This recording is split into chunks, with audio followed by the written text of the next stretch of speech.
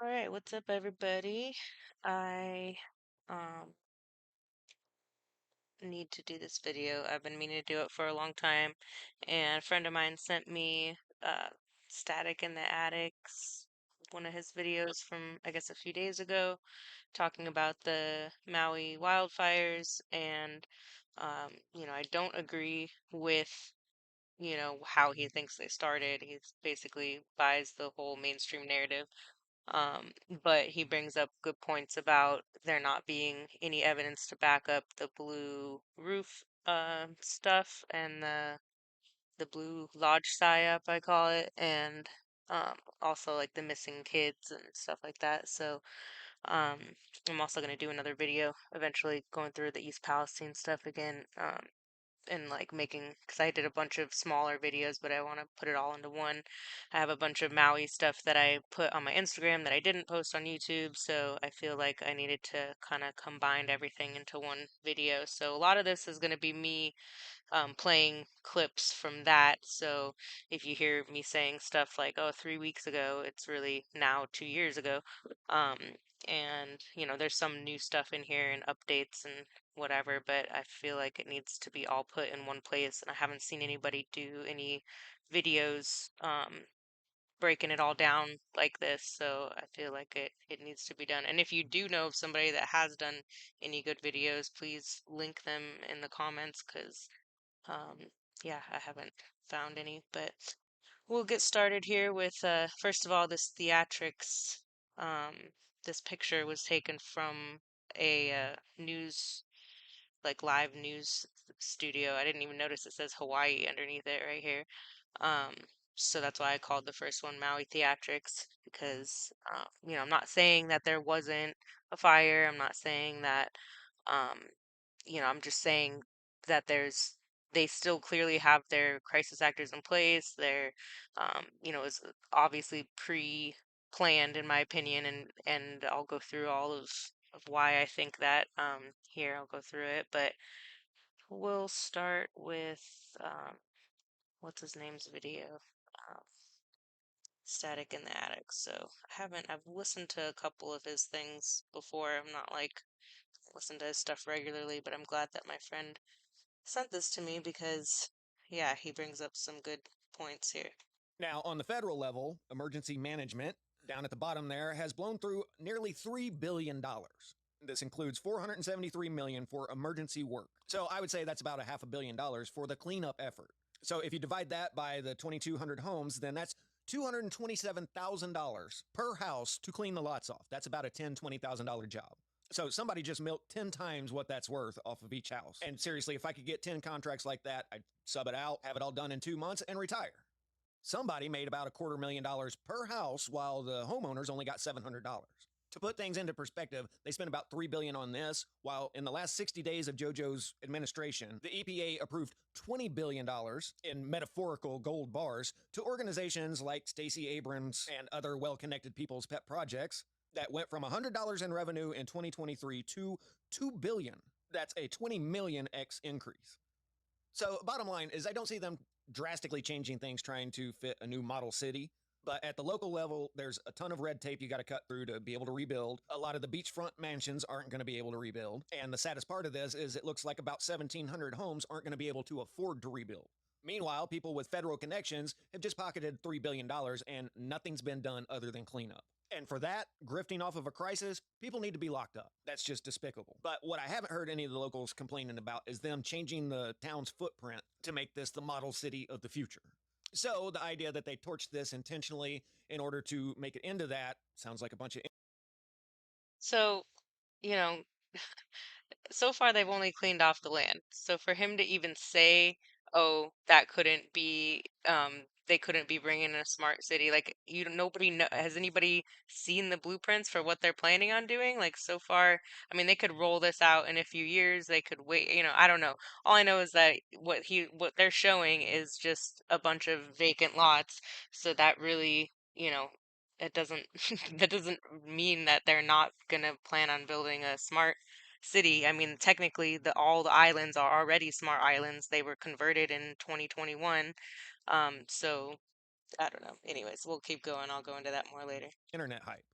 Well, then why did they torch everything except for the celebrities' blue roofed mansions?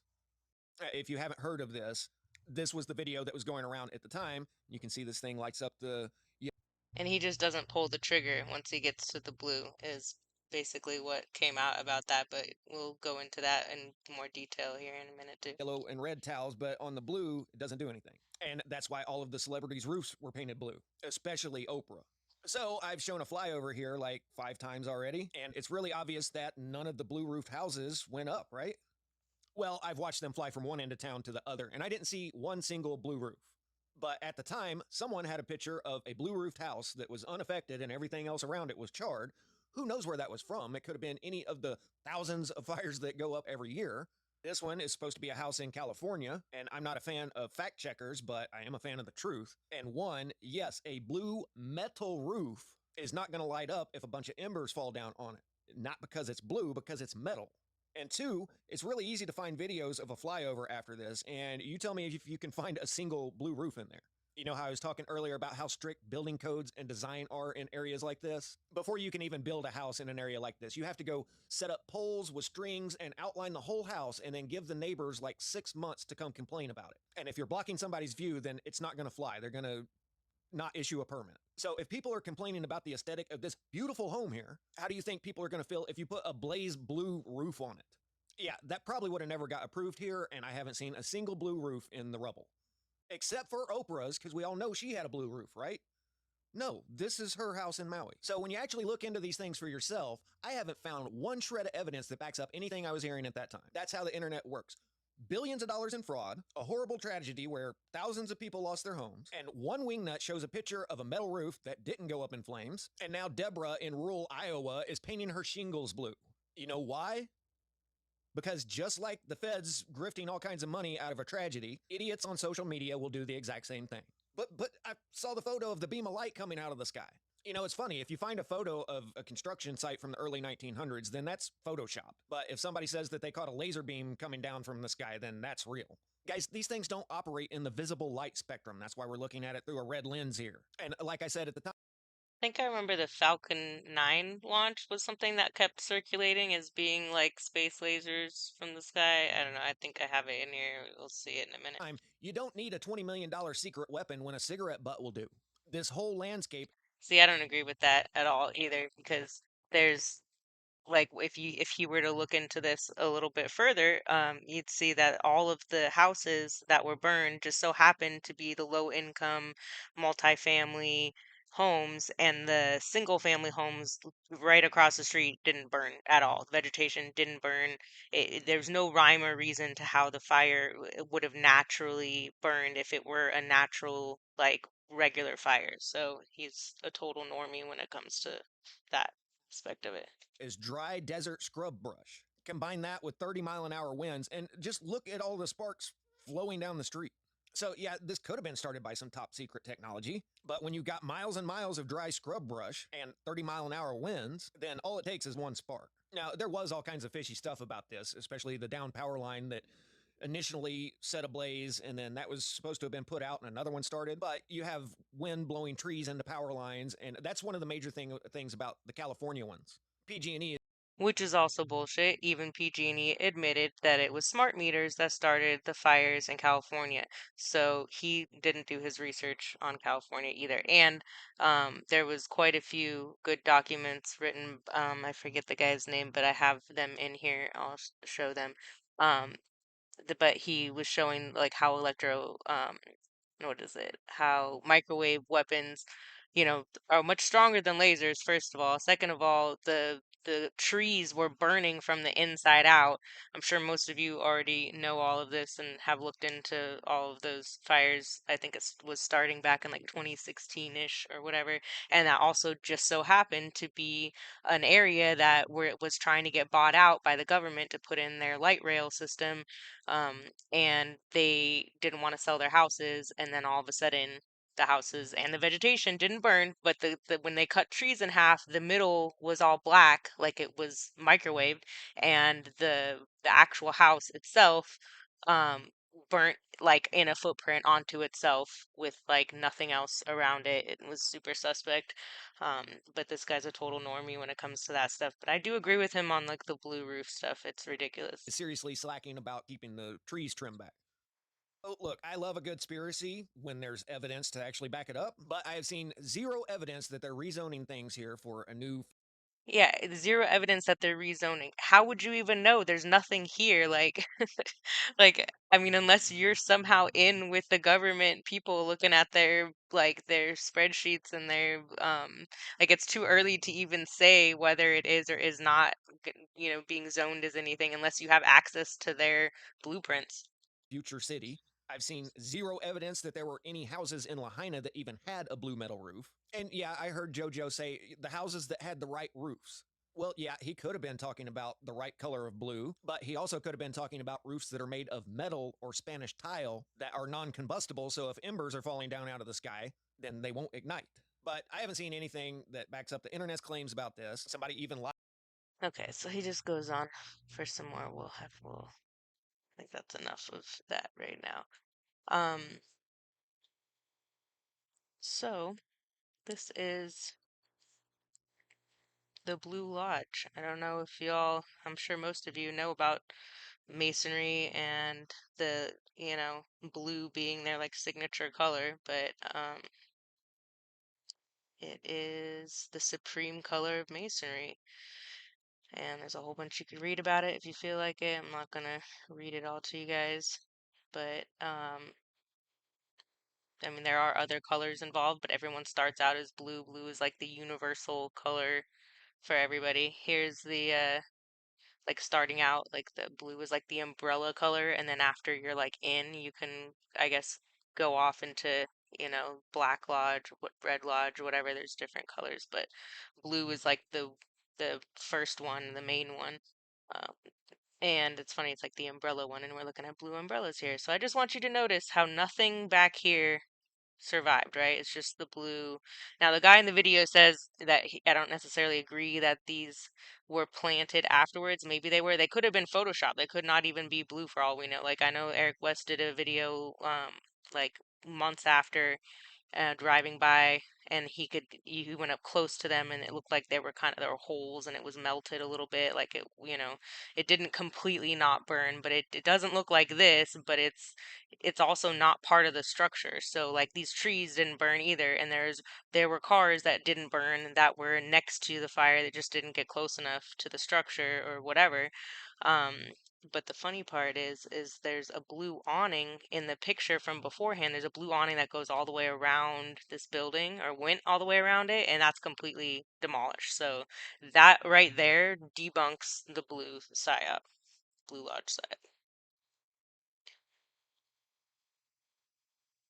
And the video that he has from it is ironically from this Eric West character. He's got his little motorbike here that he got passes, he said. Now, these videos are all have been deleted, so this is like the only footage that I have left over because I only just screenshotted a little bit like 2 years ago when he was putting this stuff out. But since he's deleted it, I don't know why, but he was the only person that I heard of that had passes to go in the day after. The first drone footage that we saw from the morning after was from a guy that snuck in around midnight, I guess, and was arrested by FEMA and put into like a FEMA jail or whatever, just for flying a drone around the area. This guy, like a couple days after it happens, gets like passes for him and his son, like, and somebody else, a camera guy, to ride around and like firsthand and look at stuff. Like, tell me that's not weird. He also is on Alex Jones. There's a bunch of suspect stuff about that guy that I'm gonna bring up later on in the video. But yeah, so this is his footage here. Red house, gray house. Um, just threw these in here because they're funny. So, oh yeah, so this is blue car, blue, um, whatever vase thing, and that blue car has also been photographed as not blue in other pictures, so like a grayish kind of looking color, like just burned. So it could have been photoshopped for all we know. Um, blue umbrellas. the lasers that that girl shows, yeah, like apparently the guy just didn't put, you can hear it when he's playing it, and he just didn't click the little button once he got to the blue.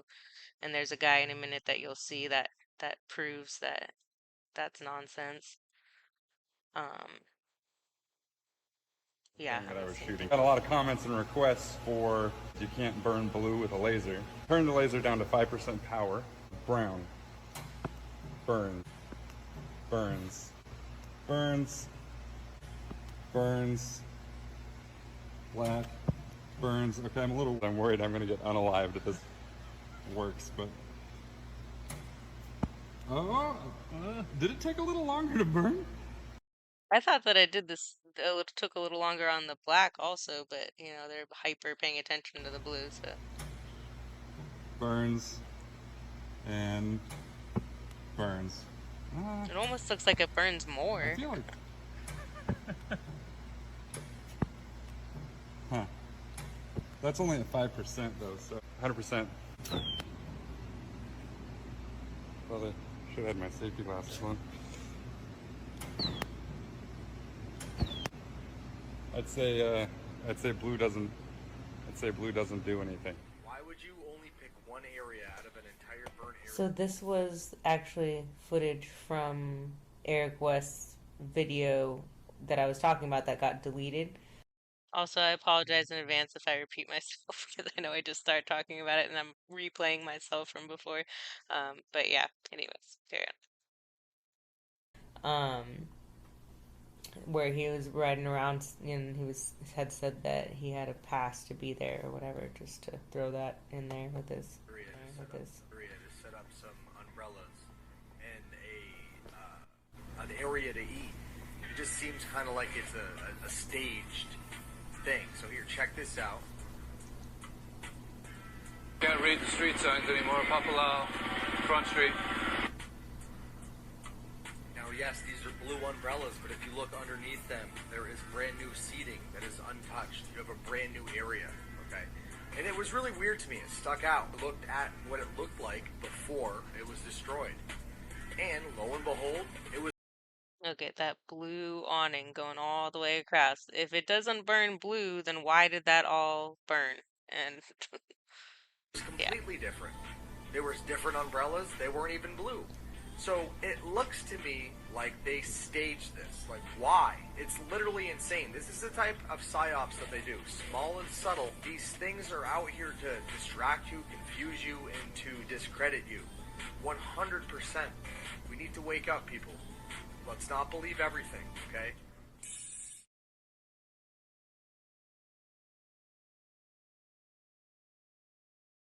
So yeah, just threw in a couple memes in here because they made me laugh.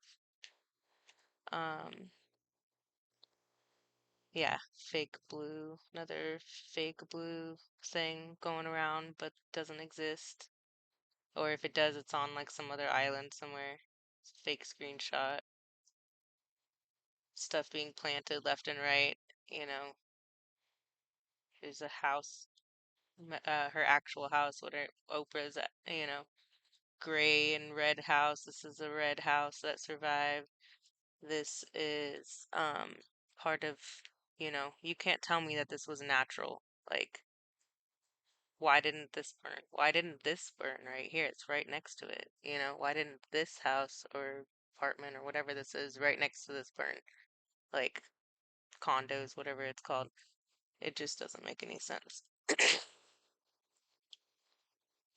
So I'll link in the description the drone footage that I'm not sure if this was the one from the guy that got locked up or from somebody else, but you can see there's a green roof, there's white roofs, another green one, um, gray and brown, and like every other color but blue, pretty much. But it's weird how this hotel didn't, or apartment, whatever this is, looks like a hotel probably, didn't burn. Oops, didn't mean to rewind it. Sorry, guys. Give me 1 second. Okay. So crazy that this hotel didn't burn here. Everything around it burnt, but this, like, you can't tell me that that's not suspect. Authorities say that they have arrested a 40-year-old man from Wai'ehu for trespassing in Lahaina. Police say Honor Letourneau allegedly entered the town around midnight on Sunday, despite the mayor's emergency proclamation declaring that town off limits. Listen what she says. He said all of a sudden the lady across the street started screaming, "Help, help, I got a fire coming up under the ground." Under the ground. So he ran over there, stretched his water hose across the How's fire coming up from under the ground? It kept coming popping up. And there was also reports that like the water wasn't working, and I've seen several videos of people with their fire hoses putting out little fires here and there, so I don't know if that's was even a true report.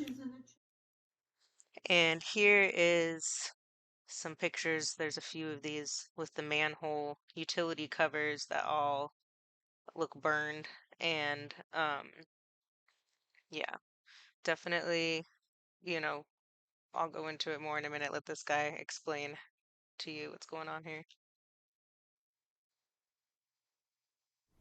I don't know. I think that's.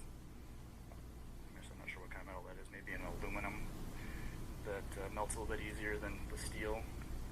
But right next to it, it looks like you can see there's some sort of explosion potentially right next to this car. So the damage here is from the explosion and the fire right next to it. Otherwise, basically untouched.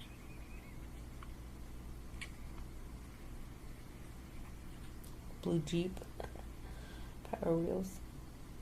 This neighborhood is really new. It was built in the last 2 or 3 years. So it has updated construction materials. You know, the Hardy, I think it's the Hardy board siding, which has a very high fire rating. Yeah. So that I'm sure That's what contributed saved to that, I'm sure. saving a lot of the buildings here. Sure. And also you'll notice there is no overhead power lines in the community. So since it's a newer community again, they did all the site work, they put underground electrical. And a lot of the fire Not just electrical and gas also, so they got smart gas meters and smart electric meters as of 2021. fires, I believe, started from down power lines and you know, old building codes. Right. So again, this is one of the townhomes in Kahoma Village. So Kahoma Village is a combination. With his own logic, then, like, this community doesn't have power lines. So why did this burn if there's no overhead power lines and that's how the fire started? It makes no sense what he's saying. Of single-family homes. Just so and happens to be the townhomes. poor neighborhood. It has about 50% of it was affordable housing, so designated for workforce housing. This is one of the townhomes. Yeah, so there's that. So yeah, the townhome that had the affordable housing got burned, but the nice housing right across the street, The single family housing across the street didn't get touched. both with underground. So 43% of their transmission and distribution lines across the islands were already underground. And that's across all the islands. So I'm not sure exactly how much. I could look into it more on like, but it started in 1966 apparently. Started moving everything underground.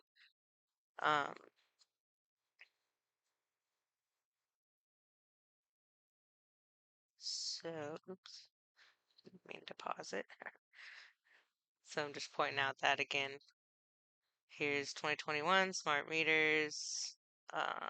Was completed in 2021. Customers, yeah.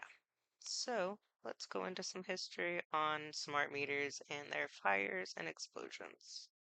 And also, I'm not trying to discount microwaves and the possibility of EMFs causing soil acidification and all of that. I think that they don't just use one thing, they do multiple things that help each other, that, you know, feed each other. And I just, the more that we go in the video, you'll see why it makes the most sense for it to be smart meters, in my opinion.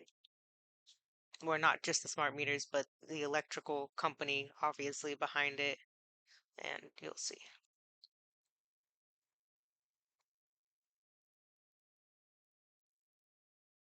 Oh yeah, and the energy weapon was an edited clip.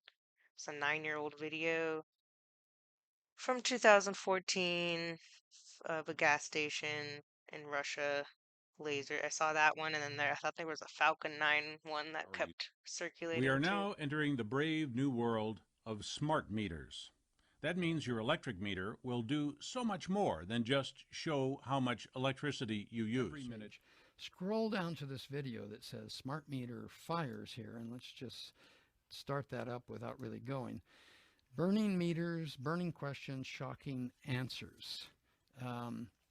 It's a fact that smart meters do burst into flame on their own. Sometimes it's a shock from the hydro wires. And a shock from the hydro wires can come from lightning, but it also come from a car knocking down a pole or a tree knocking down a wire.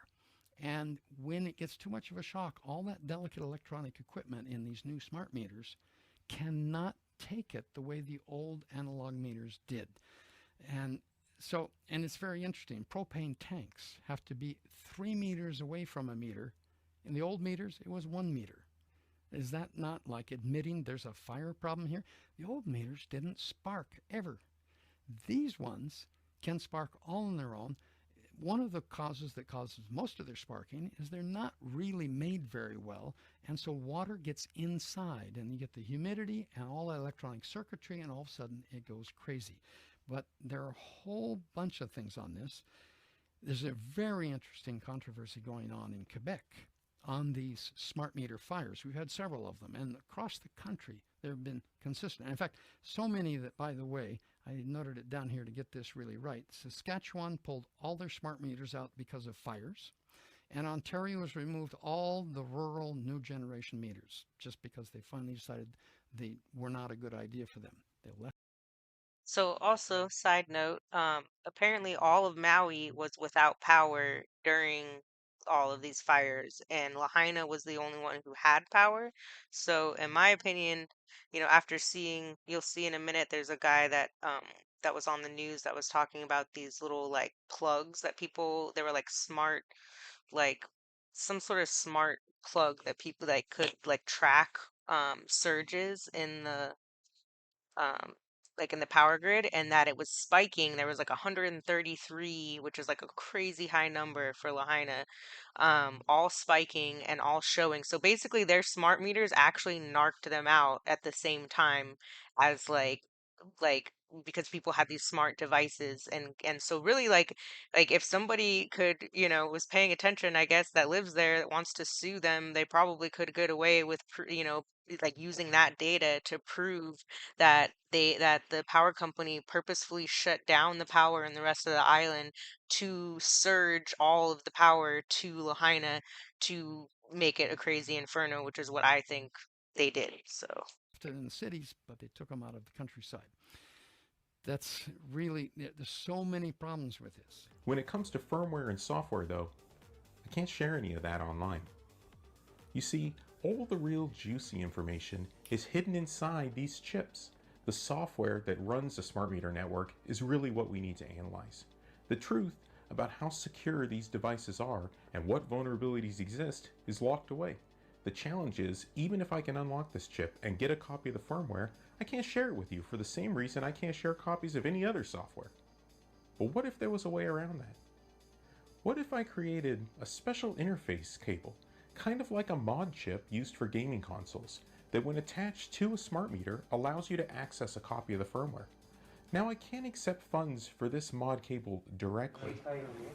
Oh, excuse me. I'll handle that. See the stuff that's happening.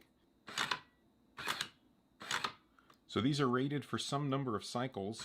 I'm not sure how many, but one of the premises for rolling these out to power companies is that they can remotely connect and disconnect.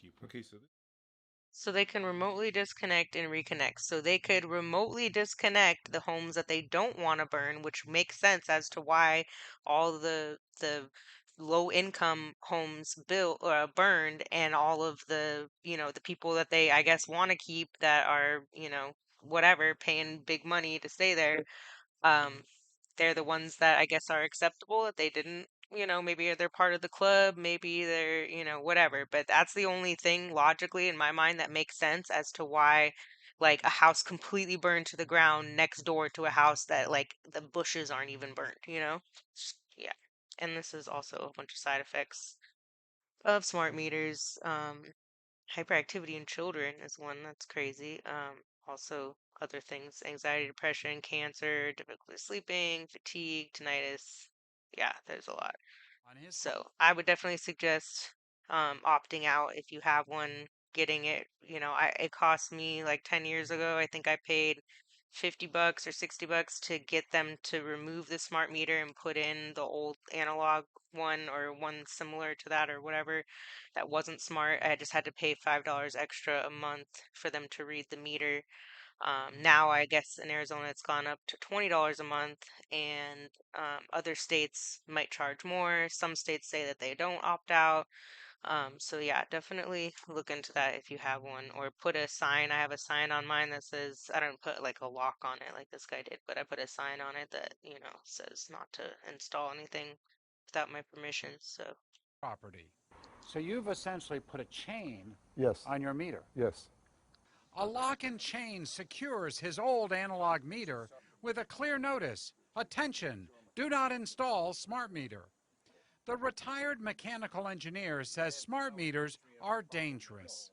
The smart meter is not safe for the following reasons. Again, it emits high-frequency radio waves, and you don't feel them, you don't know about them, but they penetrate your body and they can cause health problems later on. Slowinski says the radio waves go through concrete walls. My bedroom is right next door, and it will emit high-frequency waves, so I'm worried about my health and my children's health. And he has another concern. They catch fire because there's very high voltage inside. Slowinski asked Duquesne Light and the Public Utility Commission to let him keep the old electric meter. In other parts of the country, similar problems have arisen, obviously, and some states give you an quote-unquote, out option. The Pennsylvania law does not include any opt-out mechanism. PUC spokesman Nils Hagen Frederickson says it's the legislature. The deployment of these meters is part of Act 129 of 2008, which is a broad-based act. Then the new meter got put in, and it went from 4 kilowatt hours to 724 kilowatt hours for $112. From $7 to more than $100. The only thing that changed, he says, are the new smart meters. Fire. In 2015 by the Electrical Safety Authority after several fires in Saskatchewan were thought to have been caused by a specific model of meter. Several videos of similar fire situations can be found online, but Hydro One says they have never installed that model and that smart meters are safe. But after making calls to have all of this repaired, what really shocked Kevin was the bill associated with this. $5,000, all his responsibility. Electric car sparked this fire that destroyed their home. And it wasn't even their car, it was a loaner. The homeowner told us they had... It was bizarre from the beginning. California firefighters attacking a fire that began when a car crashed into a garage, sparking a blaze that also ignited the house. It's the kind of scenario firefighters are well trained to handle. But in this case, there was a twist, an electric vehicle at the center of it all. And I just remember some of our firefighters standing there shooting so much water at that electric vehicle and it not going out. It was just like something I'd never seen. That electric vehicle not only burned for hours, but once the fire was out, it reignited on the tow truck. From the get-go, I got to see what exactly, a fire involving electric vehicle can do and the dangers they possess. Look at what's left behind. Almost nothing left of the car itself. The seats burned to ash. So tell me that doesn't look almost identical to a bunch of the stuff in Lahaina. Like, for all we know, they put a bunch of electric cars, planted a bunch of electric cars that they were trying to get rid of because anybody that's, that knows anything about Hawaii, it costs a lot of money to ship stuff in and ship stuff out. And I did notice, I think later on I have a screenshot of the Maui, um, what's it called, their tow yard, and they do accept electric vehicles. We'll go into that more, so I'm not repeating myself, but yeah, here, we'll keep on going. It was in the garage. It was bizarre from the beginning. California firefighters attacking a fire that began when a car crashed into a garage. Sorry, I think I already played that part. Let's see some more. So yeah, there's a bunch of pictures now of just cars that are just demolished and they're, you know, you can't tell the difference. Like there's so many. I mean, I guess this one still has its front end, which is surprising. Okay, so this is the blue car, the famous blue car that everyone's like, oh, blue car. Um, But then if you look, I mean, this is obviously grayed out. That's another thing is they grayed out a bunch of the images. But this tire here is what caught my eye. So this is the blue car behind here. You can see that's the car that was in front of it. There's certain landmarks that I was following to make sure this was the car, but since it's all grayed out, it doesn't matter. But I just noticed that it looks like someone took a marker, like just blacked this out. Like it looks so awful. But I just wanted to point that out because it made me laugh. Like, why would you do that? Like, to try to make it look worse or something? This is the basement of a church in Lahaina, where this is the electrical line. You see the electrical hanging down here. They zoom in on it. So yeah, more evidence of it stemming back to the electric company. So why would it burn like that? Unless it was being surged with like some ridiculous amount of power. And it's like they tell you the truth a little bit, like, they're like, oh yeah, it was down power, it was electric company, but they don't like tell you that it was like them purposely surging all the power there. They just claim it's like from a power line and it just naturally spread like that. Yeah, right. But they have to tell you a little bit of truth in with their lies. So Hawaiian Electric, it has the biggest shareholders, not surprising, Vanguard, BlackRock. So, yeah. Of Lahaina, the utility was responding to a lawsuit by the county of Maui that claims it kept the power on despite a high wind and fire warning. Which is apparently super abnormal. Like when they have high wind advisory, whatever, they turn the power off just in case so that stuff doesn't burn. So for them to have it off in the beginning part of the day and then off, like, and then turn it back on again is like they're 100% at fault. Somebody should definitely be in jail from that. And they're like, oh yeah, it's cool. Don't worry about it.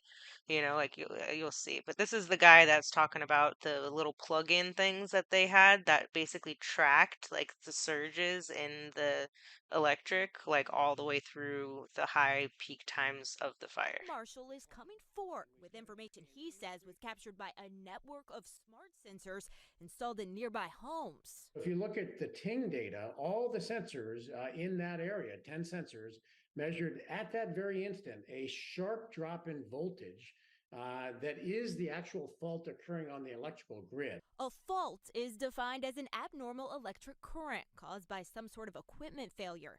Examples include a transformer exploding, a fallen power line, or when two lines touch. Any of those faults, just like what you see in the video from the bird sanctuary, are likely to cause an arc or a spark. That means there's molten shards of hot metal falling down to the ground.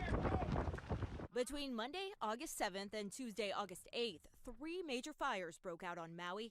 During that same time period, Marshall says 78 sensors spread out across the island detected a total of 122 faults on Maui's electrical grid. And that's not normal at all. I mean, there's typically not more than a few faults on any given day on Maui.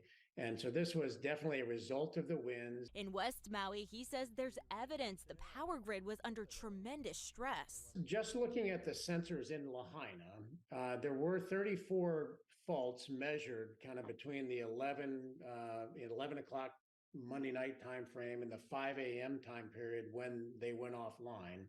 And those were increasing in frequency and severity. Around the same time, Ting data indicated that power outage. Freaking power line just went down. A Lahaina man captured this video outside his home after he says he was awoken by howling winds. I hear a pop coming from across the street.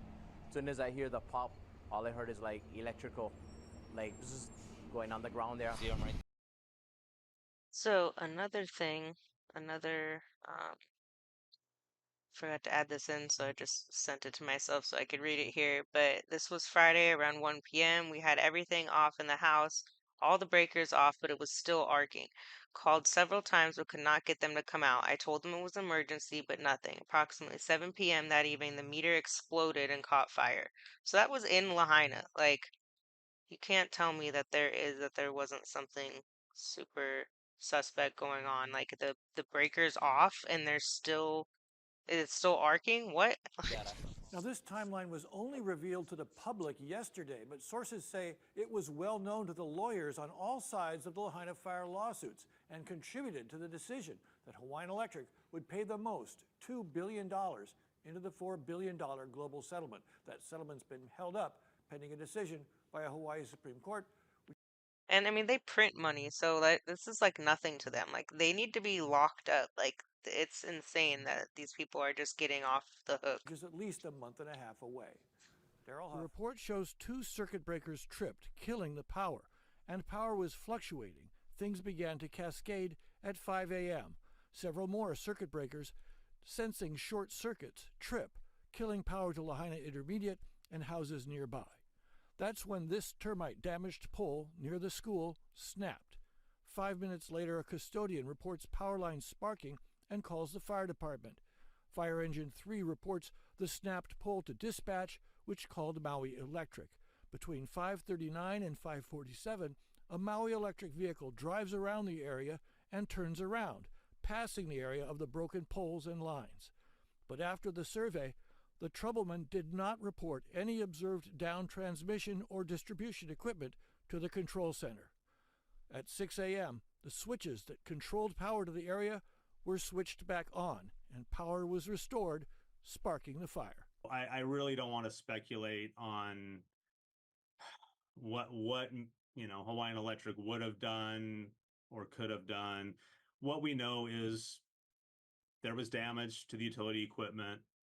Power was turned back on, and what followed eventually was the ignition of that unmaintained vegetation. So when The only time you see cops talk like that is when they're talking about one of their own. When they're like, oh, it's nobody's fault. It's okay. Like, it happens. Like, no. Like, if that was any normal person, it would be like, nope, they're going to prison. That's it. You're done. circuit interrupts, HECO's mission is to get it reset as quickly as possible to turn the power on. In a statement, Hawaiian Electric said the worker must not have seen the damaged lines in the deep darkness, and that the decision to re-energize the line. The deep darkness, it was the middle of the day. What the hell is he talking about? The deep darkness, like it was nighttime or something. Lines was made in a control room. The statement says all of our front lines. And why was that made in a control room too? Like the decision to turn the stuff back on was made off from somebody who didn't even, I mean, this whole thing is so fishy. And this little paragraph that they wrote about it is even more suspect. Employees were doing the best they could that day in the middle of fast-moving and sometimes chaotic situations, and we stand by them completely and without reservation. There is no reason for anyone to be disciplined. There's no reason for anyone to be disciplined. An entire town is burnt down and no one's like getting fired, no one's getting written up. Like, dude just drove by the down power lines, didn't report it, and it's 100, according to their narrative, that is. Obviously I don't think that that's what really happened. But they don't even, like, usually they have a fall guy and they're not even like letting the fall guy take the fall. This is how much they just rub it in our face that they like, oh, guess what? This person can burn down an entire town and we'll just, he's probably some mason, some lower level who is doing our bidding and, it's just an accident. It's just, no big deal. Such bullshit. Don't look like very much, and then will be placed into shipping containers. One thing they're especially mindful of are power walls used to charge electric cars. That waste stream has to be handled very carefully. Those batteries are prone to fire and explosions. So the power walls are prone to fire and explosion. What do you know? And there was, I can't remember, I think there was I want to say 122 of them. I forget. I think I have it in a screenshot here. But there was quite a few of them there. And apparently a lot of people realized how shitty these electric cars are. So I have my own little theory going on about why I think that they planted a bunch of cars, electric vehicles around, um, because they have, cost so much to ship stuff back and forth.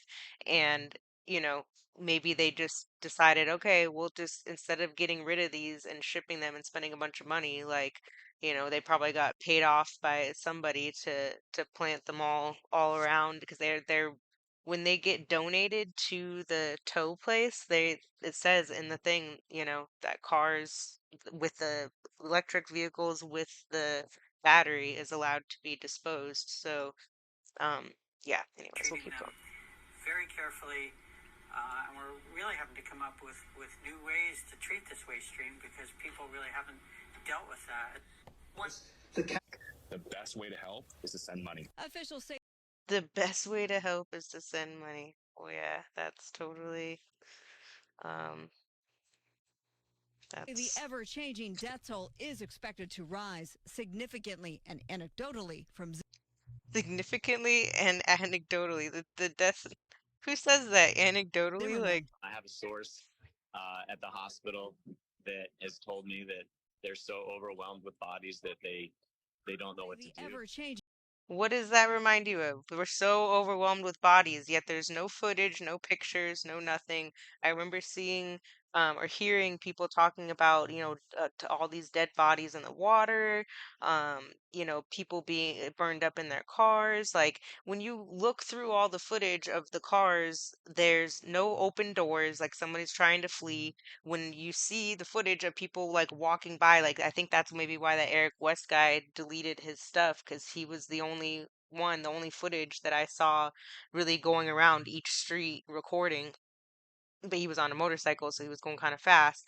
But still, even watching all of that footage, I paid really close attention to just try and see if I saw any bodies anywhere, anything, remotely close. But yet they claim that they only could identify a few of the bodies based on fingerprints. But I thought they were all burned. So how are you gonna get fingerprints off of a burned body? I don't know.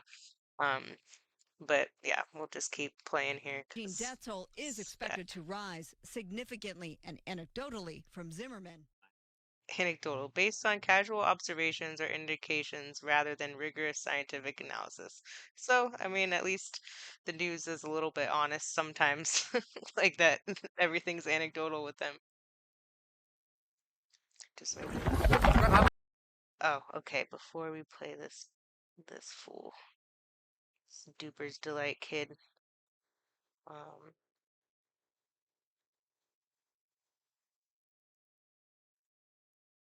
ended up burning down with my little brother in it.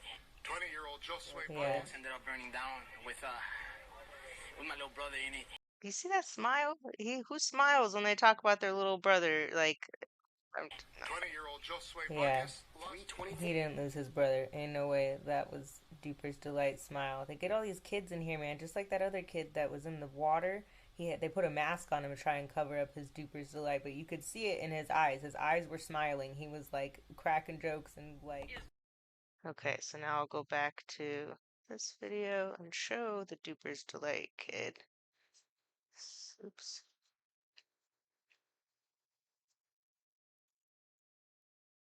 Significantly and anecdotally from Zimmerman.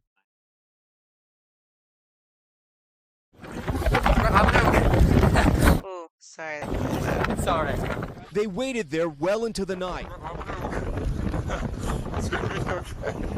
It's all right. They waited there. I slowed it down a little bit, but the volume is all messed up. Sorry, it like varies. play it one more time because Anecdotally, from Zimmerman. he's totally smiling. You can see it in his eyes. He's just like, It's all right. They waited there well into the night. he's literally laughing and like, and another thing that doesn't make sense about these kids, so I don't know if this is his brother, who this is, but this was another image that was being sent around like crazy, which seems like a total dramatic, um, he's just over here smiling, covered himself in dirt for a photo op here. But think about it. If this were you and you had to go in the water, would you just sit there for hours in the same spot in the water, or would you like actively be trying to like swim or walk through the water, whatever, towards the direction where there isn't fire? Like that just doesn't make any sense to me. It's like these people are supposedly just sitting here like sitting ducks, just waiting for for someone to come save them. Like, why wouldn't they? Like, it just seems weird that everyone just sits there and waits. Like, I don't think that's natural. I don't think people would do that. I think that they would like be trying to get out of there. It just seemed like a big photo op. You see maybe 5 people in the background with them. There was another picture where I saw maybe like 10 people sitting on some rocks. Like, um, for the most part, like I don't see anything that describes like or that shows what has was described to us, like 80 people in the water and all of this like baseball size you know charcoal being thrown at people. Like, I haven't seen any of that, so just gonna throw that out there. And gone through it personally, would you think the story is like real? It's, yeah. I was thinking about that while I was telling this story to a few people. I'm like, I know this sounds like I'm exaggerating, but like, you can see from the videos, like, that's why I'm glad I took them, because a lot of like shooting. I heard someone describe it as like someone throwing like baseballs of fire. It was exactly like that. Yeah, it was just coming down, and some pieces were really big, like embers like that big chunks of that's not a baseball, bro. That's like half the size of a baseball. of whatever. So And that's not in any of the footage that he showed. And he had his camera going apparently for a long ass time too. So There was tornadoes of ash. Oh, and if you notice, neither of those kids have a scratch or a burn or anything on them. This guy who's talking about the tornadoes of ash and diving into the water, look at his arms, his face, you'll see it in a second. Not a scratch on him, not a burn on him. The size of charcoal from a barbecue, like being thrown by baseball players. I'm ducking behind walls. I had to kick in the door at Bubba Gump's to get out of it because I was getting pounded. And then Bubba Gump started on fire, and I'm running down Front Street, and the wall, there's like 80 people, and the ocean was on fire. Firefighter told me because the first layer of ash causes the seal. And then the next layer of ash was all the embers.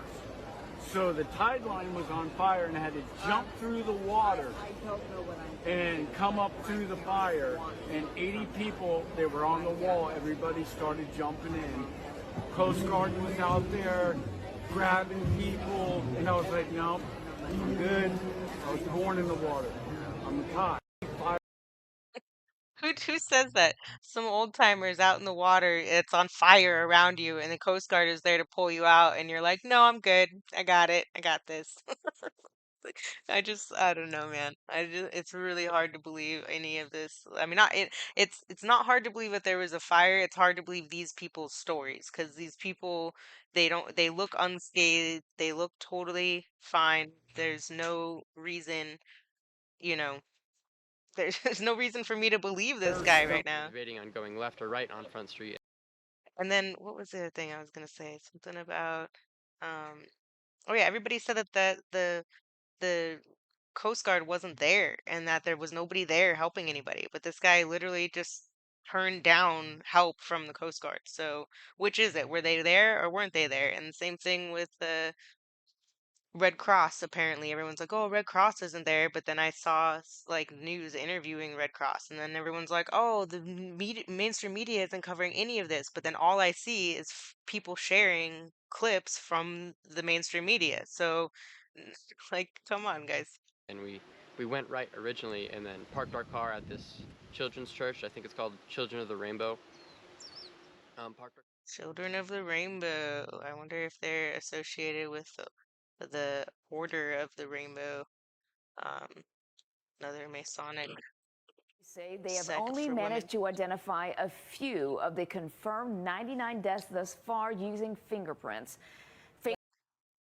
So only a few of the 99 deaths, which I thought the last number I heard was like 101 people, but still, a few people, only identified a few, and from fingerprints. How? Like, I don't know. Families The numbers, they don't match. They never match, right? Um, Here, 2,000 children, but 850 people missing. So, do they not count as people? Like, I don't understand. 33 people. It's 33 all over the place with this stuff, man. It's really crazy. Parents speaking, once again, not one talking about missing kids or anything. Talking about how they want their kids to go back into the public brainwashing system. So, yeah. Unless they are schooled out here. So whatever options you are thinking you're exploring on that side, stop. Okay? This is a disaster zone. Get the kids under something like this. If you have to lower your health and safety standards, obviously you can't treat it the same as having 4 walls in a school. Okay? We have to lower it a little bit. Still keep them safe, obviously. But can they be safe and healthy under a tent like this? Okay? Can they be safe and healthy with the community members that are going to volunteer to be there and help to support? Are we willing to use porta potties for the time being? Yeah. I mean, we are people of the Aina. So yeah, there's just more people. That's doing their best to carry on, to go through Lahaina in a dangerous zone. We need a school up here for the kids. Temporary, I don't care. But this is a state. We need to step up and buy land, lease land, rent land. What are you going to do? I want answers. We all want answers. You keep going back to the health, the safety. You guys have 3 weeks already to do the soil. So look at how passionate these people are just about like getting their kids back into the school. If there were missing kids, you don't think that there would be people in an uproar? Where are the children? Where are the children? Like, yeah. You guys could have done this like 2 weeks ago. She brings up the soil. That reminds me of the East Palestine, where all these people were saying they were getting testing done, and everything was going viral. Them taking the tests, but nobody followed up on anything. You didn't hear anything about any of the test results from anybody. Like it literally, like, and when you go try and find those accounts that made those videos, the accounts are scrubbed. The people are gone. Like there was no follow up ever. It's very telling. Our students want to go back to school. They want to go back. And 5:30, Herzog comes to the end of Front Street, and to his surprise, looks like 2 police vehicles parked kind of nose to that exit for Front Street. Okay, so looks like fire here, blocking people from going this way. This person, they are blocking lanes into Lahaina southbound toward the fire, and the lane into Front Street towards the fire in those pictures. They are not blocking lanes out of Lahaina heading north. So tired of people not knowing what they are talking about. It's meant to cause discourse. They've been running a campaign of disinformation, and the day after it happened, they're scum. He adds, stirring the pot. Going off the first pig, the next street down is where Safeway Lahaina Cannery Mall and Lahaina Gateway Center are located. The intersection leading to the bypass was blocked from the downed poles and power lines. That street to the right, oops, I guess we didn't get the full thing with that. I don't know, whatever. Anyways, I hate to say if this guy is lying. You can see what's going on in the clip. Southbound traffic is being stopped by police. Northbound is a giant traffic jam with nowhere for the cars coming off the front street to go. The police car in the clip is not blocking anything. It just reminds me a lot of East Palestine stuff. A lot of lies, a lot of drama, a lot of doctored images, like the mushroom cloud there. Not saying this isn't a real cloud, not saying there wasn't a real fire, just saying that it was planned, obviously pre-planned, and obviously they, you know, I mean, in my opinion, obviously, but this is why I'm making the video to show, you know, examples of what I've been looking at, since so many people that I've spoken with apparently haven't looked into it. So here we go. Kind of at a V like this. The traffic had basically bottlenecked right there. So there were cars in both lanes trying to go north by this point. But everyone was stopped on Front Street right there. As the maintenance worker walked past the gridlock, heading north on foot, at 5:33 p.m. motor. I think I accidentally left out the part where he said that the same exact cars, when he got out of his car and started walking, that all like when he looked back, like I don't know, a half hour later or something, that the same exact cars were in the same exact positions. So, I mean, for all we know, those cars were planted there. This was staged. Certain people, you know, were maybe paid off. Maybe they had to sign, you know, um, non-disclosure agreements or something, got a chunk of money to just walk away. And you know, I mean, not saying nobody died, I don't know, you know, I'm sure some people probably got caught up in it, but there were, you know, evacuation texts and everything getting sent out. I know some people claim they didn't get them or whatever, but the stuff was starting at like 3 o'clock to be, I think like two something. It was the first reports of it. So for these people to still be in this area and not like out walking or whatever at, you know, 5 o'clock, like you don't have, you know, it's not going to take 2 hours to walk a mile down the road to get out of like harm's way. You know, like I just, it's, I don't know. Just saying, I don't really know, but the fact that this guy said that there were cars, the same cars in the same spots, is suspicious to me. Had been fleeing into the water, as seen in At 33 again, man. 5:33. Tompkinson's video, 1 mile to the south of the Front Street roadblock near Baker, 2 blocks south of where Herzog had abandoned his car. I asked the chief of police directly at the last press conference, were command and control for fire and police in contact that afternoon in the emergency operations center? He declined to answer that, but says that There was more to that. Okay. So we'll continue on to. I had to break this up into a couple videos because my phone didn't have enough room on it for everything. Oh, this isn't even it. Going to help us. No one's going to help put the fire out. We have to do what we can do to save people and get them out of the harbor. Lovett says boats had been hit by windswept embers, some catching fire, even causing explosions. The fuel also setting some of the water ablaze. The harbor was on fire and there were waves, like waves that you could surf outside the harbor that were on fire. She says the Coast Guard's vessel couldn't make it into the shallow reef, so she took a rescue swimmer in, and they found two keiki. You know, he said, you know, there are a lot of survivors here on the beach, and so we were able to grab the two children. But despite their best efforts running back and forth until 4 a.m., they couldn't find anyone else. I'm hearing these stories now, and I'm just like, how, I don't know how I missed them, you know, because we were looking hard for them. So yeah, basically, they were looking for people until 4 a.m. and couldn't find anybody. No bodies, no nothing. Apparently the Coast Guard was there, so everybody's saying that like nobody was there helping. Like according to this lady, they were, and that there was nobody to save. And in all the footage that we see, there's like no more than 10 or 20 people tops, like on the rocks. Was technically not supposed to start until the next day, the 9th. There was. This reminds me of Sandy Hook right here. School wasn't even in session, and everyone's like, they got sent home from school early. What school? School hadn't started yet.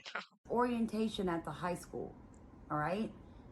And sorry, just to cover a little bit of that last lady. So the lady literally says she's heartbroken. She went up and down searching for people and couldn't find people. But then we have other people claiming, without any video footage, pictures, anything to prove it, that there's all these hundreds of dead bodies in the water and, you know, all this stuff that we haven't seen any pictures of. So, yeah, anyways. Those kids, I believe, were sent home early on buses. Other than that, the buses were not. So the high school kids were at orientation. That's what she just said. Sorry, I cut her off mid thing. But yeah, she just said that there were high school kids there. They were sent early on the buses, but not elementary kids. Running for the kids, okay? So you didn't have a bunch of school buses filled with kids dropping kids off because of a fire. All right, now that I've been here long enough, I've talked to people, that is the truth. Let's talk about a perspective thing. People are believing this clip right here. Here that I can't go too deep about. I think I've already said too much, but if you're looking for the children, they're probably somewhere in this general facility. I'll leave you the Easter egg yourself. There's more videos, and if you take a look at the billboard right here. That clip is a fraud. And I can tell you for one good reason. Maui does not allow any billboards, period. There's not one billboard on this entire island. There are two good reasons for that. One, they're ugly and they block the view. People come here for the view of the ocean and the mountains. They don't want to see big billboards. So there's actually a Hawaiian statute that forbids them, and here's a copy of that. The second reason they don't have billboards everywhere is the wind here is tremendous, all right? So the wind is gusting constantly, anywhere from 15 to 30 mile per hour winds every single day, right? And that's without any kind of storm or anything else out in the ocean around them. I'm telling you guys all this because I want you to have perspective and think this through like logical people. There is no way someone came in with buses, went up and down these teeny tiny streets that not one survivor, not one person working, not one mail carrier, not one adult, not one child saw it and did not report it, okay? I too was taken in with Where Are the Children? I've told you guys this. I was one of the first people who put a video out, Where Are the Children? It's had almost 300,000 views, okay? So I'm owning that. You guys rooted with me. We put our money together and I came to Maui to bring you guys truth. And you don't seem to want to accept it. These children are not missing like the media tells us they are. Now, before you get furious and think you've got something I can't explain, let me tell you something. This entire island, right, except for the burned area, and let me explain that to you guys. I should have probably gotten more of that recorded, but her channel was on the bottom of that page if you want to go watch the full video. It was a lot, but basically, um, yeah, the kids thing, it doesn't make any sense. I mean, like, I don't know. Here's a clip. I already read this, guys, too, so we'll just push play. This was about the arcing, that it was meteor exploded and caught fire at 7 p.m. Hold on a sec. This is really funny. Had to run for their lives. Joanne, describe what happened. It was like Star Wars flashing fire. It sounded like a giant blowtorch, and you're running from that. And we had to run in the ocean. And she's see that smile? She's like smiling while she's saying that. We were starting on fire, and we were in the ocean probably like 8 hours. 8 hours in the water. You'd be like so pruny. I don't know. I'm fighting the water, getting pulled out. Flames were hitting you still. Things were falling from the palm tree on fire on you. Notice the gray. Everything's grayed out. Like no blue water. They make everything so overly dramatic. Like I'm not saying like this is already dramatic as it is. Like why do you need to add to it? Like I just don't get it. So fire is falling on her hair. Seems like just freshly done. Like she just got back from the hair salon. Same with her nails. Same with like there's not really a scratch on her. She points something out on her leg, but it's nothing. And then she says, "Oh, everybody else." Oh, not like other people. Well, where are the other people? Where are these people that are so injured and so like where's the charcoal? Like that other guy saying there was charcoal like flying like baseballs all over the place and there's not a scratch on him either, and he said that he was getting pummeled by this stuff. It's like just not buying it. understand you couldn't even see because of all of the Yeah, the ash and the embers. You just they kept trying to wash it out with salt water. And you suffered some injuries. Can you show us? Oh. And black and white pictures. Why is everything in black and white? Well, they're not I lost filming. my 4 cats, I think, and all of my She neighbors. doesn't seem that upset about her We cats. don't know where some neighbors are still. At this point, 67 people have been confirmed dead, and so many more are still missing. Also, JC, you were caught in that fire. Describe. Oops, I accidentally cut out the part where she showed her leg, where she was, it was so good too. It was like she, like had this big old grin on her face and smiled like she was flirting with the camera guy or something and was like, I made out really good. And there was nothing on her leg that she pointed to. It was literally like a freckle probably or something. But this guy, oh, this is really good right here. Like this is wits it 100%. Like 10 years from now, this is wits it.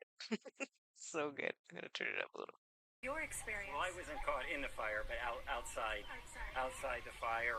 My house is in the middle of Lahaina, so that was burned down. But I stand on the highway just north of town between Lahaina and Kaanapali, the only road where the tourists go. So I stand on the road representing the real church, heaven on earth here today, which is one community, one people, not a religion of Christianity. So I am really the pillar of the community that Joanne was talking about. Glad you made it out. I'm the pillar of the community. He's taking notes from LSC, man. It's hilarious. Okay, thank you so much, JC. Now, right over here, we also have the Red Cross. We are seeing so many people. That line. Okay, so the Red Cross is there. Even though everyone's like, Red Cross isn't here. Here's that blue car picture again, and you'll see other pictures. Okay, so here's another picture. Same car right back here. That's the same car that was in front. This metal thing was what I was using as like my marker to make sure I was like looking at the same area. It's not blue here. Like, what the hell? So is it blue or is it gray? Here's another one. This picture is obviously grayed out though. The sky is gray and everything, so that, but there's the same car again. Not blue, obviously, because it's grayed out, but still. Um, that blacked out. Sorry, some of these are double, I know. But here's what I was talking about with the tow and scrap vehicle disposal program. They do accept electric hybrid vehicles. The metals recycling facility will accept electric and hybrid cars with electric batteries. So I'm thinking maybe they had a surplus of these because tourists were coming and we're getting stuck on the in the volcano, like or on the volcano. Like this, I saw a whole bunch of these. Never rent an electric car in Maui. Got sucked into an amazing deal to rent one for the week. He wastes hours charging it. They were like having to Lyft and Uber everywhere. And apparently there was a Tesla that got stuck up on the like on the mountain or the volcano or whatever, and it doesn't make it up there, obviously. And, so I'm thinking maybe they have a surplus of these there. They need to get rid of them. What better way to get rid of them than to, have them in this organized, pre-planned event that, people are like, well, why would they do that? Well, I mean, for years they've been trying to convince these people to sell their land and they won't do it. So, the smart meters weren't the only thing. They obviously needed to like maybe they planted bombs, maybe they were maybe they just knew maybe they could hack into the smart cars or the charging stations and, like push a bunch of energy through to those also and make them explode because that was one of the things that that guy said was that they, have a tendency to explode and to light on fire and all of this stuff. So it's not that far-fetched to think that all of this was pre-planned by these people. Why else, or they know that like if they start fires somewhere, it'll overheat some of these other things and make them go off on their own. Um, who knows? But anyways, keep going here.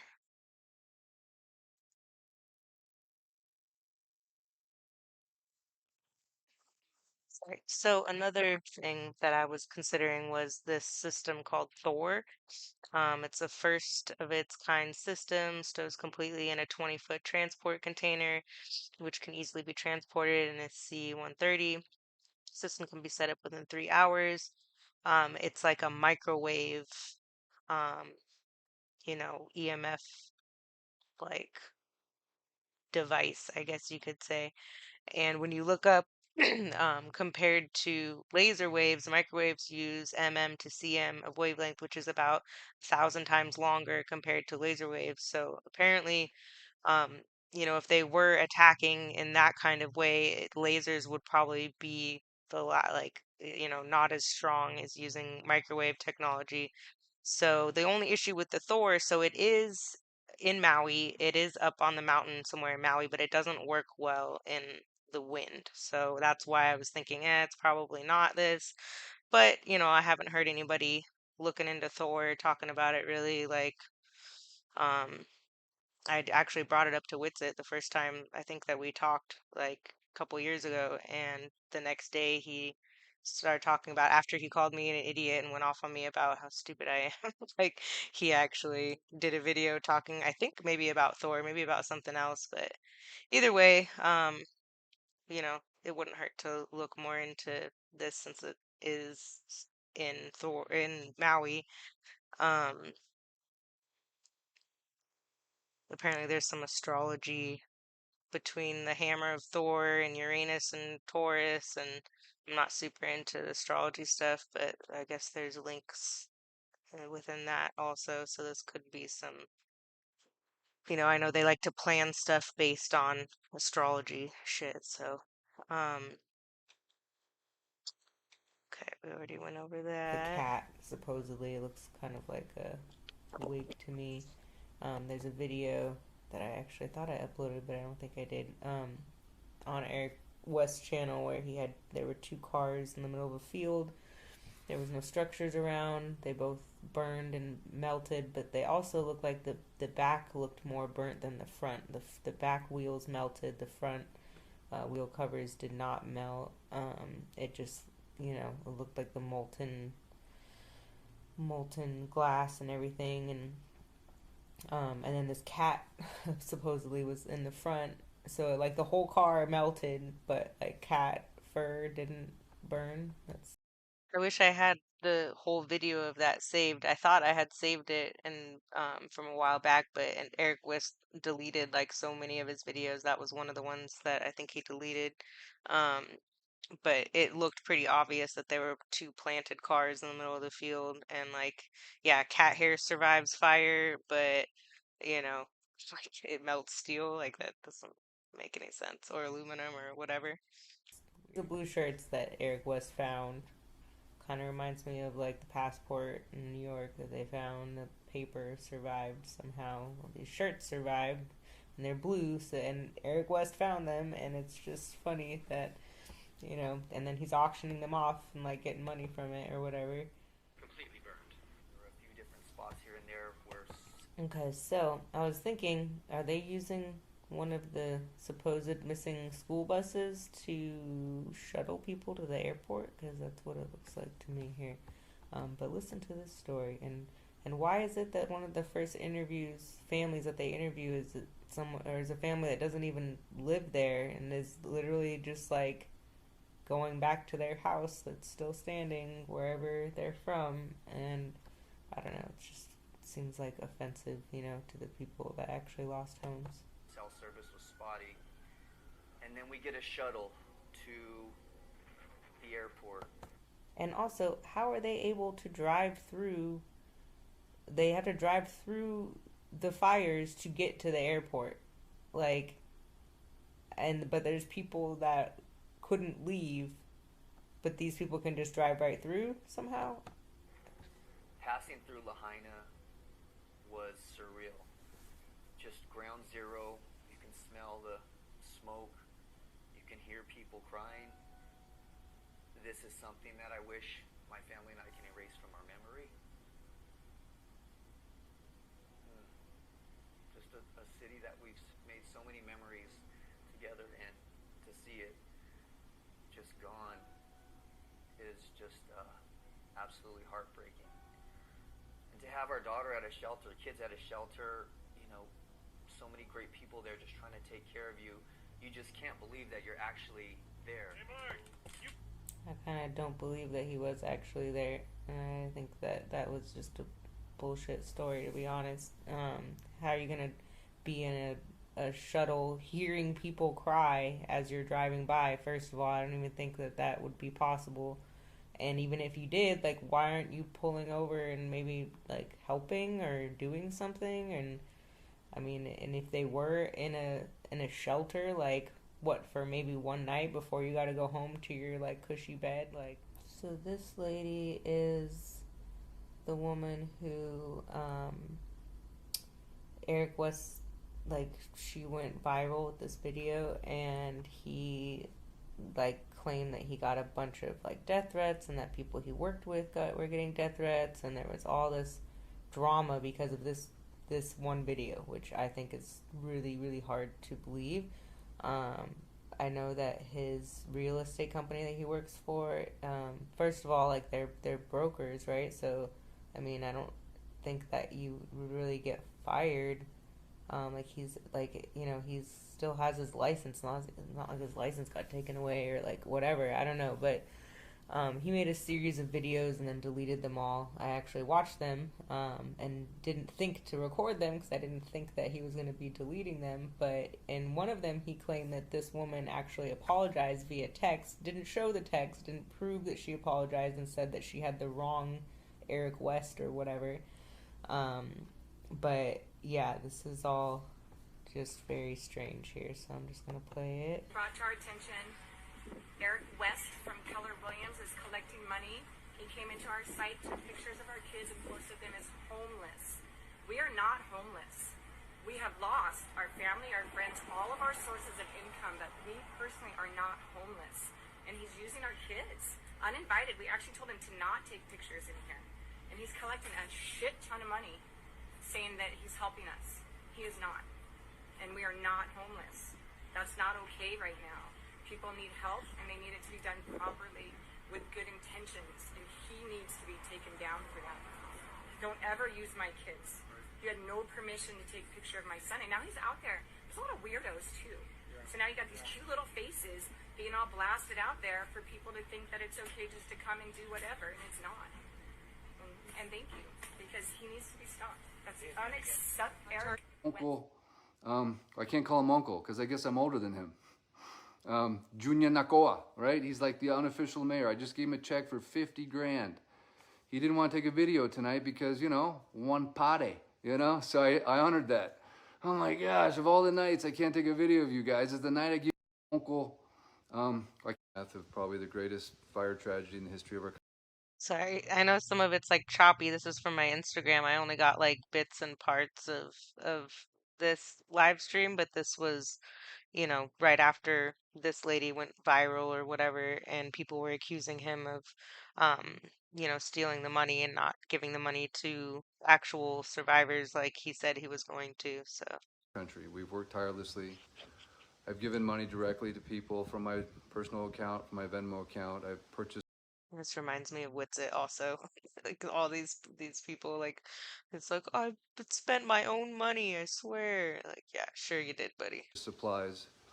I've spent probably close to $30,000 of my own money. We've raised almost $1 million as of this day. But here's what's happening. A couple things. The first thing that's happening is I'm about to get fired from my job because somebody is out there hating on me on Instagram and TikTok or wherever, and the word is spreading that I'm this bad guy, the cats, that is going to take all the money and run, and I'm this horrible villain. So everyone's tucking tail and running to the hills. The irony of it is I just raised $1 million for my community, and GoFundMe didn't give it to my son Colton until Tuesday. Since Tuesday, we've been trying to figure out the best way to distribute it so the government doesn't get 30%.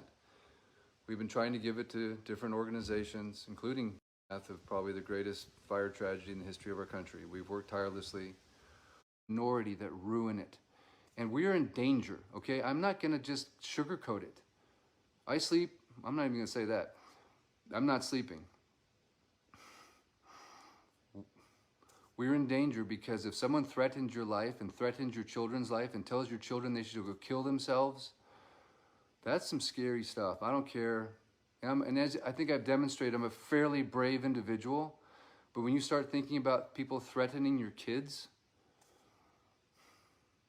and I just raised $1 million for my community, and this is what's happening to me.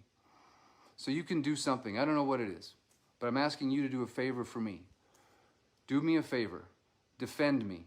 Defend me on Instagram. Defend me on Facebook. Defend me on YouTube. Call Keller Williams and tell Gary Keller and Colette Ching, who owns it. Tell them, Eric's a good guy. We believe he's going to give the money to these people. We believe he's not going to take a penny. We believe he has already done everything in the minority that ruin it. So this guy Fish, he interviewed, the one on the left here is like the day after the fire, and this is like a week or two, a couple weeks after the fire. And there's this like horrible, awful looking like Maui under his left eye. And I don't know, his demeanor in this video, like versus this video when he was, I guess he's a homeless guy, he was out on the street, he sells his art, he seemed super happy and like cool.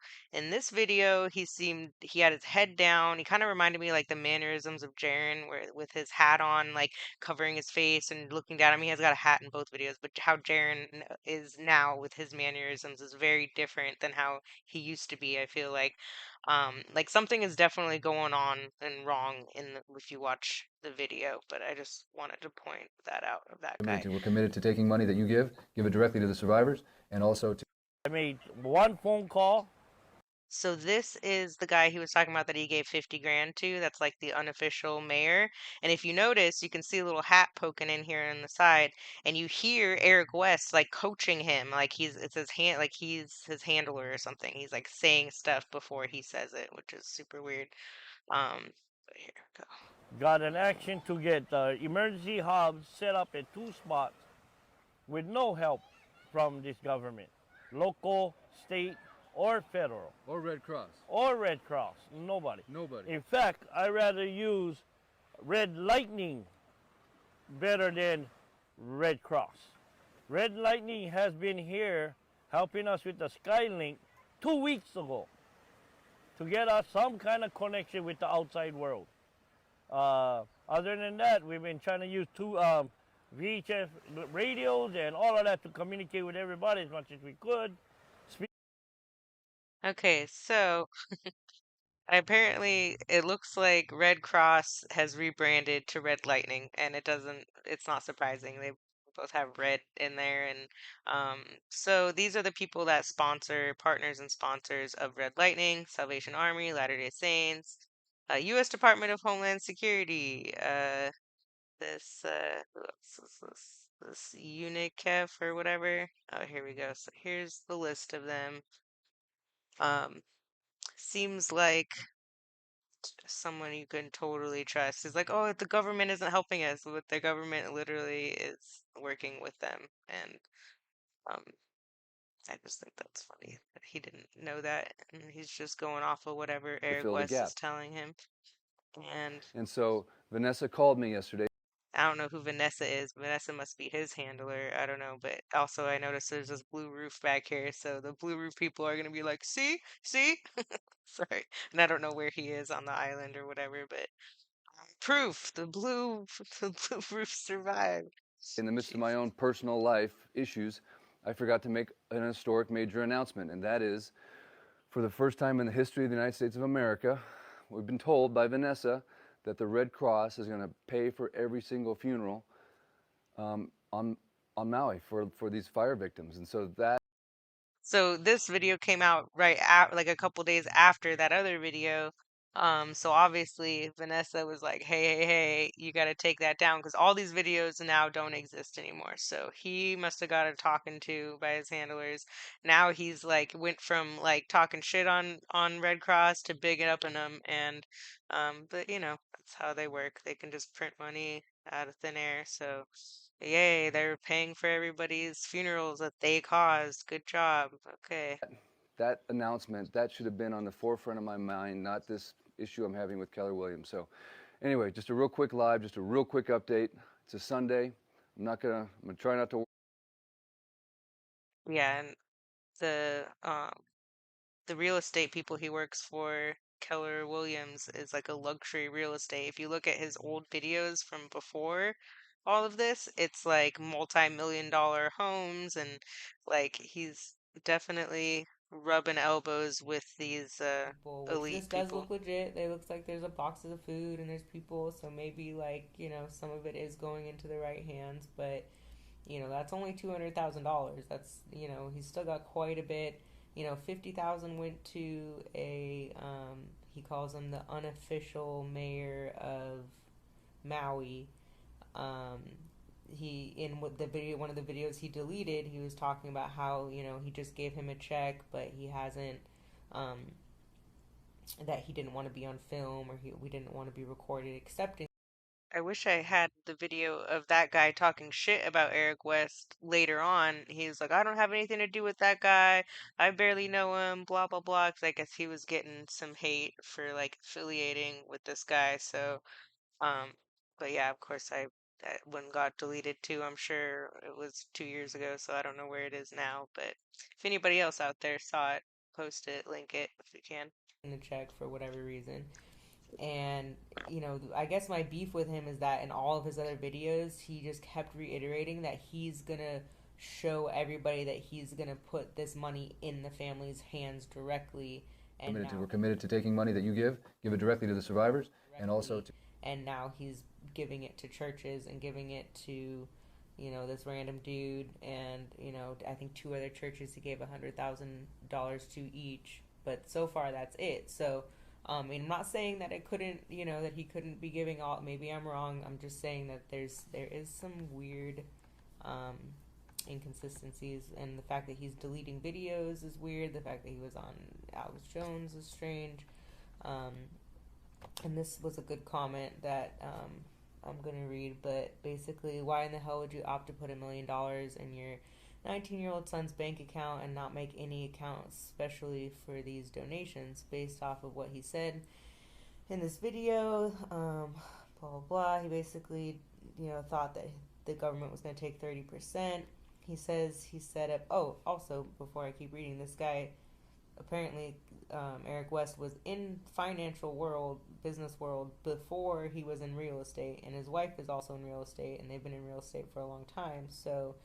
It just seems like he's trying to play dumb, but I really don't think somebody who's been in the financial, industry and is in real estate for this long would be this, would do this unless there was something, deceptive going on. But he said that he set up a 501c3, would take a couple of weeks, so he's just giving the money in big chunks to charities and churches, again in an attempt to avoid paying taxes on the money. The issue, but if it's a donation, shouldn't he not be taxed? Like, I don't know why you would be taxed on a GoFundMe, but whatever. Anyways, the issue that I have is that he's contradicting everything that he says when he wants to do with his what he wants to do with his actions. If he wanted to avoid paying taxes on the money, then he would put it in a separate account specifically labeled as donations and set up the 501c3. So also, I think I have the screenshot in here. It said that when you look up the name of the company or whatever that he had, like, apparently it got denied, like, or canceled or whatever it was, through the Hawaii website. I'm going to scroll through here when I'm done reading it. I think it's in here somewhere. But if I can't find it and you want to look at it, email me and I'll send it to you.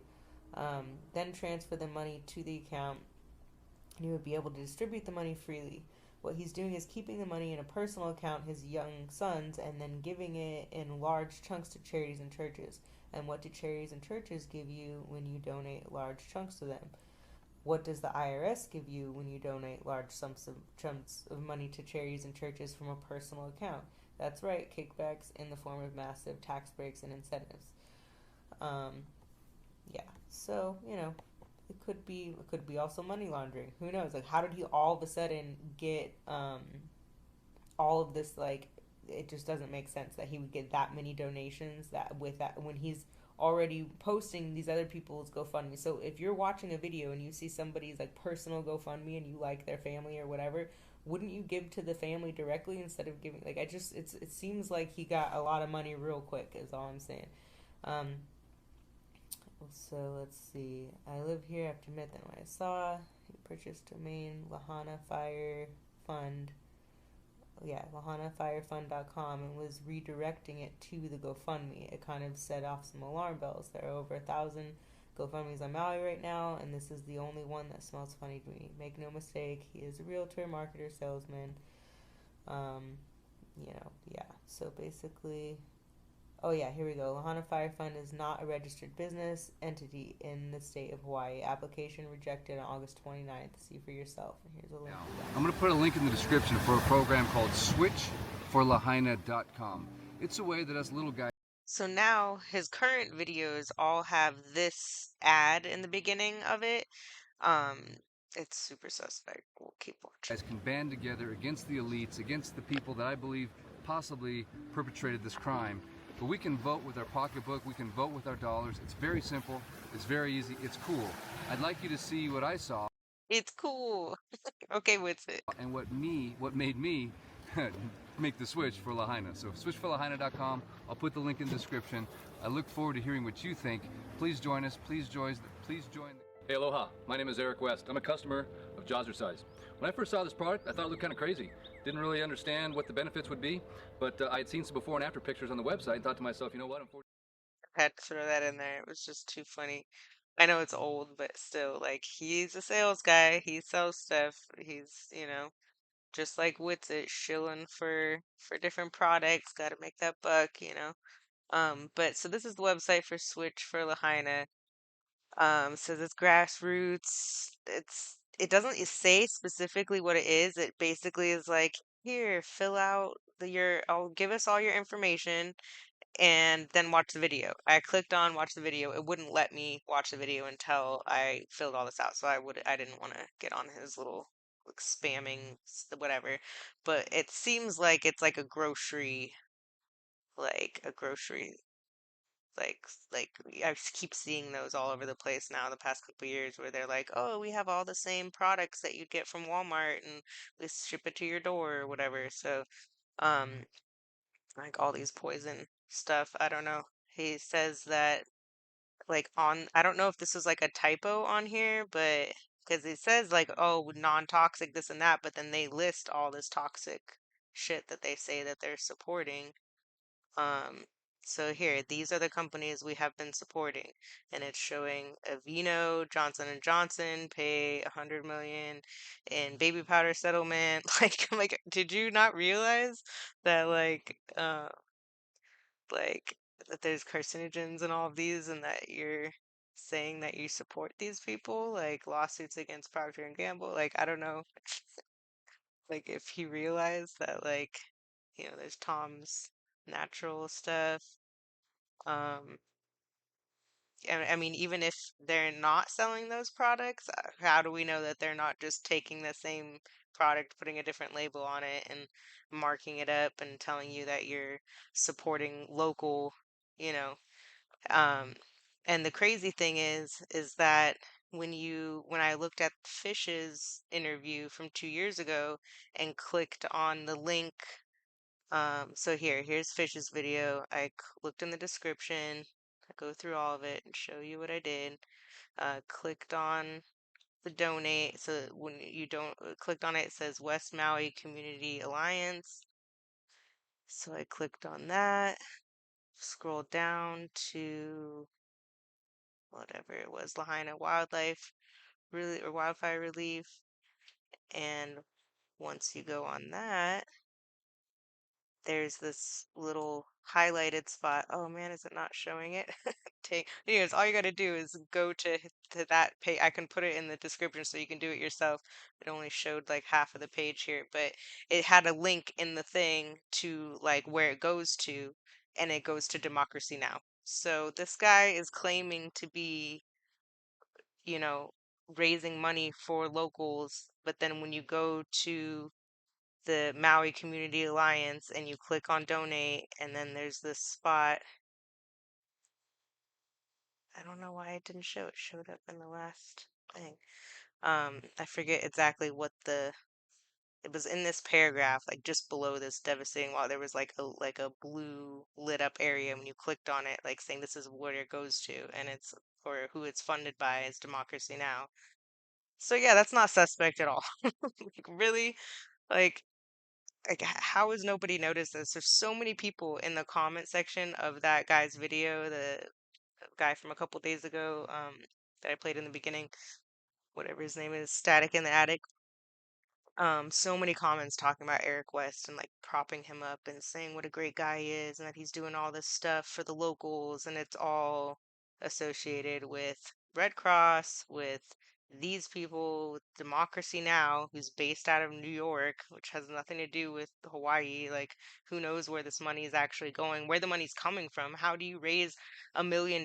Like, I even looked at some of the GoFundMe's are still going from the fires, and like, they have like $40,000 goal and they're at like 25,000 right now. Like they haven't even made their goals yet, but yet he's got $1 million somehow, like within a couple weeks of starting promoting and doing interviews and all that stuff. Like it's just weird. And this Nick Sorter loser was at East Palestine too, and I just thought this was really funny, so I wanted to share it. Hey, what's up? Nick, I've been trying to reach you. Been reaching out to you on X.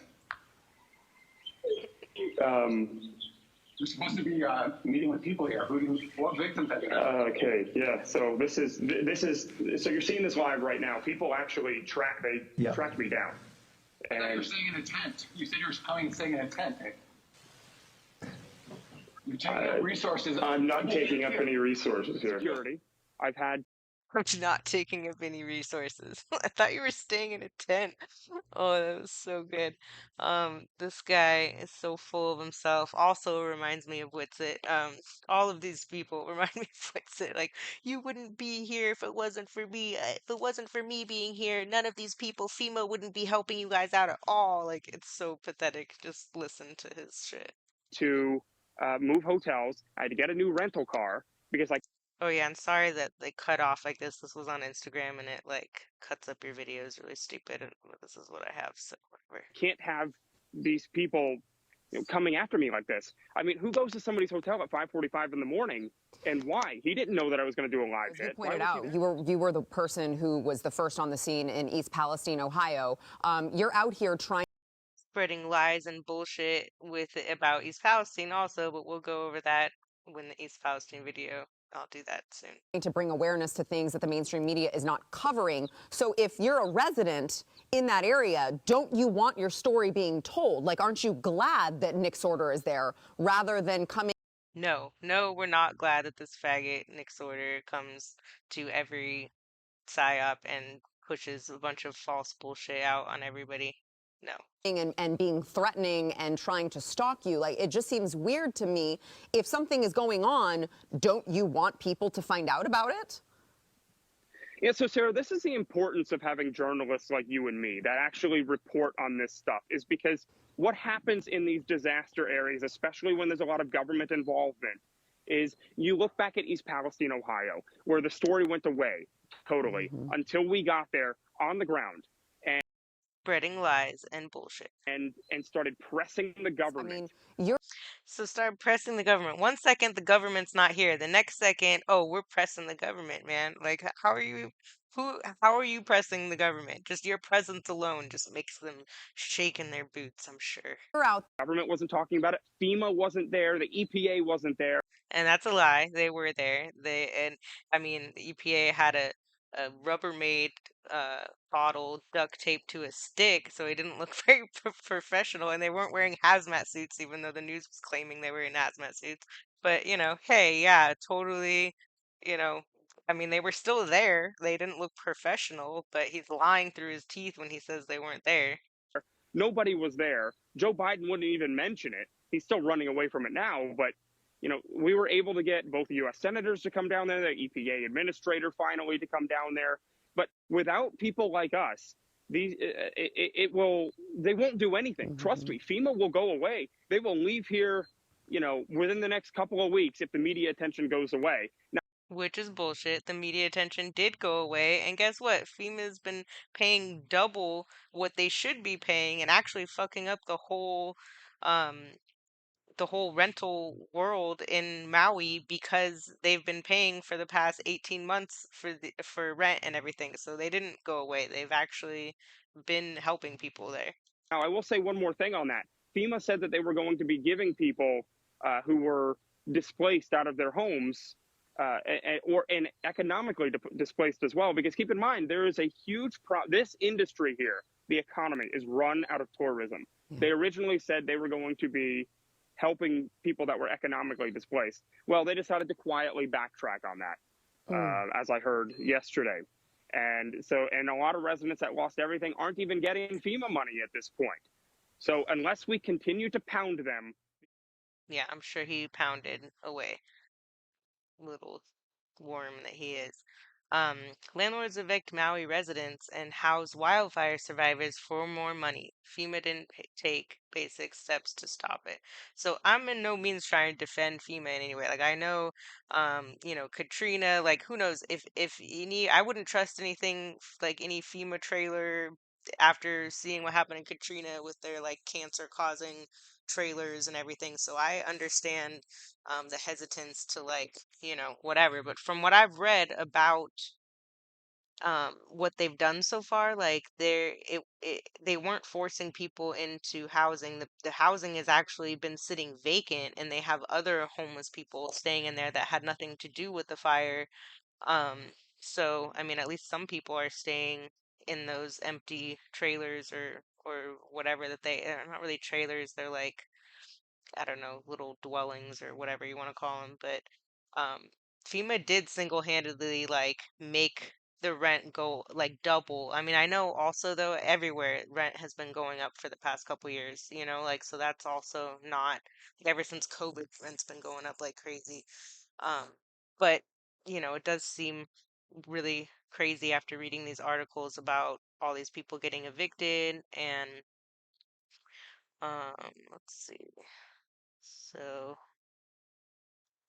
basically, on paper, it sounds good. They would rely on finding empty vacation rentals and second homes. Um, they were and one of the things, so it looks like, what is it? The median rent rose 44% from early 2023 to 2024. So that's a lot. Like, there was one example where somebody said that they were paying 4 grand and then they were like, gonna get 8 grand if they did FEMA housing. And so they kicked the tenants out. And so now there's all these people getting kicked out of their homes so that, FEMA will pay them extra to house these other people. So it's causing issues, but it's also like everyone's like, oh, the locals there, they have each other's backs. Not when it comes to money. Here it is firsthand. Like all these landlords, all these people that have been there forever are turning on each other just for an extra couple grand a month, from FEMA to go under a FEMA contract, which I guess ends, they extended it to I think February 2026 is when they're gonna stop. And then even then, if you're depending on how much money you make, they'll give you a discount. So if you're low income, you might only be paying $50 a month for rent after February. So to me, it sounds like they are helping out the fire victims, but they're also screwing over the rest of the island and a bunch of other shit at the same time. So I don't know. It's kind of crazy. The company offered him 75,000 a month, far more than the 3,500 he had charged before. Yeah, there's so many stories like this. It's crazy. FEMA is still spending millions on hundreds of empty housing units for Maui fire survivors, so that's crazy. Nearly 500 empty condos, apartments, and houses are being paid for by FEMA as part of a program to house people, and that's where the homeless people, I guess, are now staying in, which I guess cool. Like if the homeless people are now getting a place to stay because other people don't want to stay there for whatever reason. I heard rumors that it was, that they were too small or that there was, wasn't in a convenient area. They didn't feel like moving, just whatever it was. So, but the fact that they're given an option to either stay where they're at or rent from where they want to choose, versus being forced to stay in these places that they don't want to stay, like, I don't know. It sounds like FEMA's actually, you know, using their money to help some people while simultaneously screwing everybody else over. So I don't know. It's all crazy. Wow. $12,000 per month per unit. This has to be some money laundering shit. Like, this is crazy. This whole thing. It's just, I mean, with 500 or so vacant, yeah, February 11th, 2026 is when the assistance ends. And then by the end of this year is when they're going to start dispersing I think it's 4 million, yeah, 4 billion for the settlement amongst everybody. But so I guess it depends on, what you lost. If you owned a house, if it'll vary, I'm sure, from person to person. But yeah, so that's that. I think I don't know what to think. It's sad, it's crazy that Vanguard, BlackRock, all these people would do this to people.